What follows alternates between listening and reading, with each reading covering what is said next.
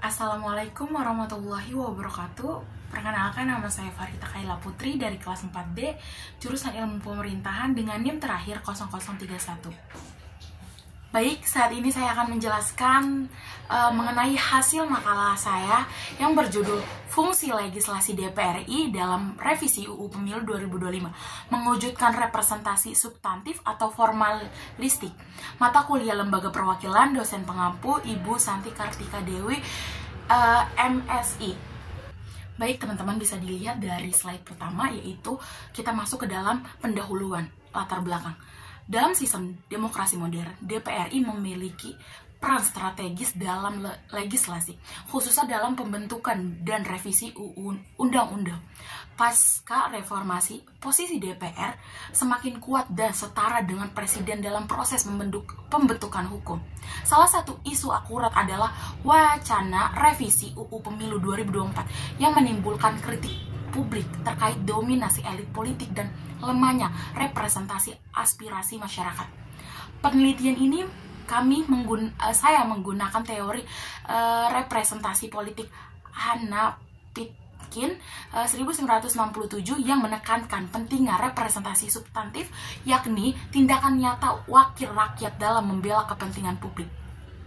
Bukan sekedar kehadiran formal. Dengan menganalisis proses revisi UU Pemilu melalui teori ini, kajian ini bertujuan melihat sejauh mana DPR RI benar-benar menjalankan fungsinya mereka.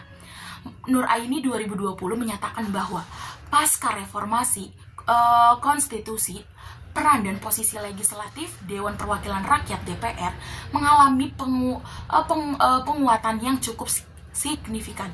DPR tidak lagi berperan sebagai institusi pelengkap kekuasaan eksekutif, melainkan setara dengan Presiden dalam hal pembentukan peraturan perundang-undangan.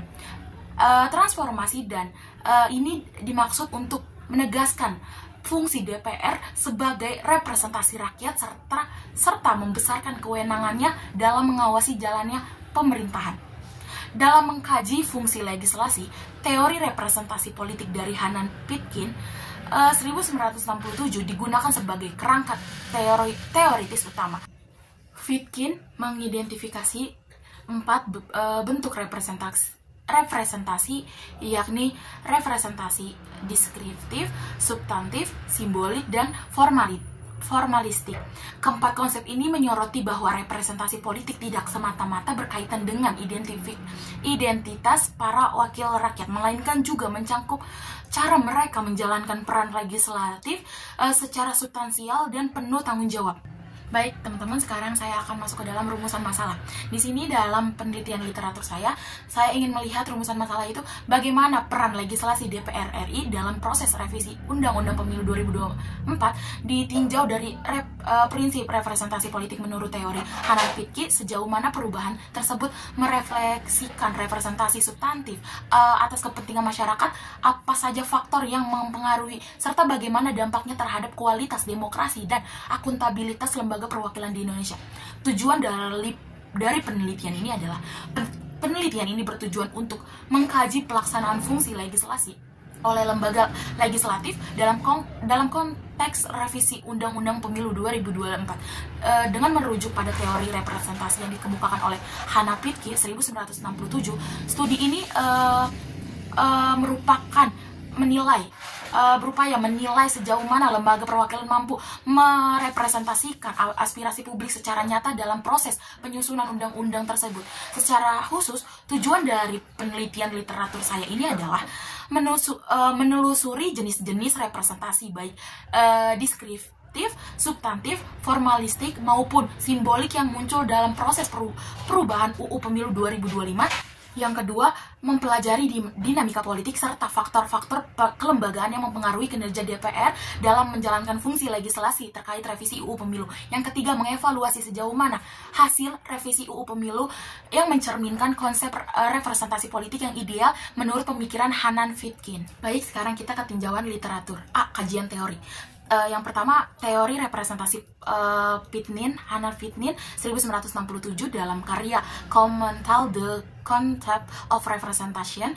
Hannah Pitkin 1967 menjelaskan bahwa representasi politik tidak hanya berkaitan dengan kehadiran formal wakil rakyat, tetapi juga bagaimana mereka bertindak dan bertanggung jawab kepada masyarakat yang mereka wakili. Pitkin mengelompokkan teori representasi menjadi 4 jenis. Yang pertama yaitu formalistik, fokus pada prosedur hukum dan kelembagaan yang mengatur hubungan antara wakil dan yang diwakili, seperti mekanisme pemilihan umum yang memberikan legitimasi konstitusional kepada wakil tersebut. Yang kedua, representasi deskriptif, melihat representasi berdasarkan kesamaan identitas antara wakil dan diwakili seperti ras, gender, atau agama, meskipun tidak selalu menunjukkan keterpihakan. Representasi ini sangat penting untuk terwakili kelompok yang terpinggirkan. Yang ketiga, representasi simbolik, berkaitan dengan sejauh mana wakil diterima sebagai simbol dari aspirasi suatu kelompok masyarakat yang mencerminkan pengakuan sosial atau budaya. Yang keempat, representasi substantif. Ini merupakan faktor utama dalam kajian ini, di mana wakil benar-benar berjuang untuk kepentingan rakyat, tidak hanya hadir secara formal. Yang kedua, yaitu ada fungsi lembaga legislatif. Lembaga legislatif memiliki peran sentral dalam sistem demokrasi, yakni sebagai pembuat undang-undang. Fungsi legislasi dalam sistem pemerintahan presidensial di Indonesia, fungsi ini dijalankan oleh DPR bersama Presiden. Berdasarkan pasal 20 Undang-Undang Dasar 1945, DPR memegang kewenangan untuk menyusun undang-undang. Namun dalam pelaksanaannya, fungsi legislasi seringkali dipengaruhi oleh faktor-faktor politik praktis. Berdasarkan naskah Akademi Revisi UU Pemilu 2024 yang diterbitkan oleh Badan Legislasi DPR 2023, terdapat dinamika yang signifikan dalam proses revisi ini yang mengacu tarik-menarik antara aspirasi publik dan kepentingan kalangan elit politik. Dalam kerangka teori Pitkin, hal ini dapat dianalisis untuk melihat apakah DPR benar-benar menjalankan representasi substantif atau hanya mengandalkan representasi formalitik semata. Yang ketiga, relasi antara lembaga legislatif dan eksekutif.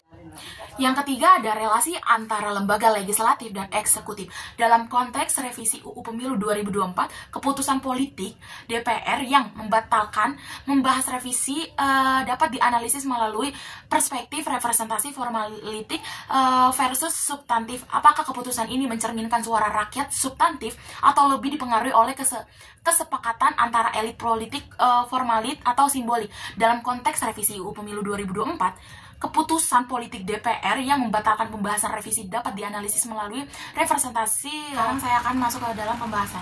A. Peran legislasi DPR dalam revisi UU Pemilu 2024, tinjauan dari teori representasi Hanan Pitkin. Teori representasi yang dikemukakan oleh Hanan Pitkin pada tahun 1967 dapat digunakan untuk mengevaluasi bagaimana DPR menjalankan fungsi legislasi, khususnya dalam pembahasan revisi UU Pemilu 2024. Pitkin membagi representasi politik ke dalam berbagai bentuk. Di antaranya adalah representasi formalistik, simbolik, dan substantif. Ketiga bentuk representasi ini memberikan representasi yang berbeda dalam menilai apakah DPR benar-benar mewakili kepentingan masyarakat atau tidak. Ada poin penting dalam pembahasan bagian A ini, yaitu ada 3. Yang pertama ada representasi formalistik, legalitas, dan kewenangan prosedural. Yang kedua ada representasi simbolik, citra DPR di mata publik. Yang ketiga yaitu ada representasi substantif, kepentingan publik dalam substantif kebijakan. Saya akan membahas yang pertama, yaitu representasi formalitik, legalitas, dan kewenangan prosedural. Representasi formalistik merujuk pada legalitas dan mekanisme kelembagaan yang memungkinkan seorang wakil rakyat memiliki otoritas untuk bertindak atas nama pemiliknya. Dalam konteks ini, DPRI menjalankan fungsinya sesuai dengan prosedural hukum yang berkelanjutan karena anggota DPR adalah hasil dari pemilu yang sah. Dengan demikian, secara formal DPR memiliki otoritas untuk menyusun dan mengesahkan revisi undang-undang. Namun pendekatan formal ini hanya menunjukkan bahwa prosedur telah dijalankan, bukan bahwa keputusan yang diambil mencerminkan kehendak rakyat. Dalam proses revisi UU Pemilu 2024 muncul persoalan ketika DPR tetap mempertahankan aturan ambang batas pencalonan kepala daerah yang sebelumnya telah dibatalkan oleh Mahkamah Konstitusi. Ini menunjukkan bahwa legalitas tidak selalu menjamin keterwakilan yang bermakna bagi publik. Yang kedua, representasi simbolik. Citra DPR di mata publik. Bagaimana citra DPR di mata publik? Aspek simbolik dari representasi berkaitan dengan bagaimana masyarakat menilai wakilnya. Apakah mereka merasa terwakili secara emosional atau simbolik oleh anggota DPR. Namun dalam kasus pembahasan revisi UU Pemilu terjadi penurunan kepercayaan terhadap DPR. Aksi protes dari berbagai kelompok masyarakat termasuk mahasiswa menunjukkan bahwa DPR dianggap tidak lagi mencerminkan aspirasi publik, tetapi hanya mewakilkan elit politik tertentu. Keputusan DPR yang bertentangan dengan keputusan Mahkamah Konstitusi dan berkesan mengabaikan suara masyarakat memperkuat representasi bahwa DPR lebih mewakili elit politik daripada menjadi simbol suara rakyat. Dengan kata lain, representasi simbolik yang seharusnya membangun kepercayaan justru melemahkan kepercayaan publik terhadap DPR sendiri. Pembahasan yang ketiga yaitu representasi substantif kepentingan publik dalam substansi kebijakan. Representasi substantif menjadi indikator utama apakah wakil rakyat benar-benar memperjuangkan kepentingan masyarakat. Dalam hal ini DPR menunjukkan kecenderungan yang kuat untuk melayani kepentingan politik partai-partai besar dibandingkan merespon kebutuhan masyarakat secara luas. Proses legislasi revisi UU Pemilu berlangsung cepat dan minim partisipasi publik. Bahkan ketika disahkan pun kita masih bingung apakah ini ada timbang balik untuk kita. Dominasi praksi besar dalam pembahasan serta keputusan yang merugikan partai kecil dan calon independen menunjukkan bahwa arah kebijakan ini lebih ditentukan oleh kalkulasi politik bukan aspirasi konstitusi. Selain itu, tidak digunakan hasil keputusan MK sebagai acuan dalam pembahasan penegakan lemahnya komitmen DPR terhadap prinsip keadilan elektoral. Pembahasan yang bagian B yaitu tingkat representasi substantif dalam revisi UU Pemilu 2024. Konsep representasi substantif menurut Hannah Fitkin 1967 menitikberatkan pada tindakan nyata wakil rakyat dalam memperjuangkan kebutuhan dan aspirasi konstitusional. Dalam konteks revisi UU Pemilu 2024, penting untuk menilai sejauh mana substansi dari perubahan undang-undang tersebut benar-benar mencerminkan kepentingan masyarakat luas, bukan hanya segelintir elit politik. Salah satu hal yang menjadi sorotan publik adalah mengembalikan aturan ambang batas pencalonan kepala daerah, meskipun Mahkamah Konstitusi sebelumnya telah membatalkan melalui keputusan UU 60 PUU X 10 2024. Pengembalian pasal tersebut menunjukkan kecenderungan DPR berpihak pada kekuasaan politik yang sudah mapan dan menutupi ruang partisipasi bagi calon independen maupun partai kecil yang memiliki basis konstituen namun tidak kuat secara finansial maupun struktural. Keputusan ini tentu menimbulkan pertanyaan besar mengenai otoritas DPR dalam menyusun undang-undang. Bukannya memperluas akses politik bagi masyarakat, justru revisi ini mempersempit peluang keterwakilan yang beragam. Dengan kata lain, substansi kebijakan yang dihasilkan tidak sejalan dengan prinsip representasi substantif yang seharusnya berpihak pada kepentingan rakyat banyak, bukan elit terbatas. Pembahasan C, faktor-faktor yang mempengaruhi fungsi legislasi DPR. Dalam melaksanakan fungsi legislasi, Dewan Perwakilan Rakyat DPR tidak beroperasi secara independen tanpa pengaruh apapun. Berbagai elemen baik yang berasal dari dalam institusi maupun dari lingkungan eksternal turut menentukan bagaimana DPR dapat menjalankan perannya secara efektif, khususnya dalam konteks revisi Undang-Undang Pemilu 2024. Melalui sudut pandang teori representasi Hannah Fitkin 1967 dapat dikaji bagaimana faktor-faktor tersebut berdampak pada kualitas representasi yang diberikan oleh DPR. Apakah representasi itu bersifat substantif yang benar-benar mencerminkan aspirasi dan kepentingan rakyat atau hanya bersifat formal dan prosedural? Di dalam pembahasan ini ada dua poin, yaitu yang pertama, faktor internal, dinamika politik fraksi dan pengaruh partisipasi mayoritas. Yang kedua, faktor eksternal, koalisi politik, tekanan elit, dan partisipasi publik yang terbatas.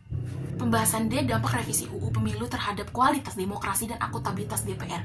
Revisi Undang-Undang Pemilu 2024 membawa konsekuensi penting bagi kualitas demokrasi di Indonesia, khususnya terkait dengan tingkat kepercayaan masyarakat terhadap DPR. Sebagai lembaga perwakilan rakyat berdasarkan hasil studi Wahyuni 2024 dan Pitoni 2025, perubahan aturan yang lebih menguntungkan partai-partai besar dan koalisi politik mayoritas cenderung memperkuat posisi elit politik, sekaligus mempengaruhi ruang bagi partisipasi dan kontrol publik terhadap wakil mereka di parlemen. Menurut teori representasi dari Hanan Pitkin, DPR harusnya menjalankan fungsi representasi substantif, yakni memperjuangkan dan mewujudkan kepentingan rakyat secara nyata. Namun revisi UU Pemilu yang lebih menekankan pada dinamika elit politik justru berpotensi menggeser fungsi tersebut menjadi representasi formalistik, di mana wakil rakyat hanya menjalankan peran mereka secara prosedural tanpa benar-benar bertanggung jawab secara mendalam kepada konstitusional. Kesimpulan dari makalah atau studi literatur saya adalah pelaksanaan fungsi legislasi DPR dalam revisi Undang-Undang Pemilu 2024 dipengaruhi oleh sejumlah faktor internal dan eksternal yang secara keseluruhan cenderung menurunkan kualitas representasi substantif. Dominasi partai-partai besar dan elit politik dalam proses pengambilan keputusan menyebabkan legislasi lebih banyak dipengaruhi oleh kepentingan elit dan bersifat prosedural, sehingga aspirasi masyarakat kurang mendapatkan tempat yang memadai. Selain itu, tekanan dari kondisi koalisi politik dan rendahnya partisipasi publik. Mungkin itu saja dari paparan literatur review saya dan hasil pemikiran saya. Kurang lebihnya mohon maaf bila ada salah kata dan perbuatan. Namanya juga manusia. Wassalamualaikum warahmatullahi wabarakatuh. Terima kasih.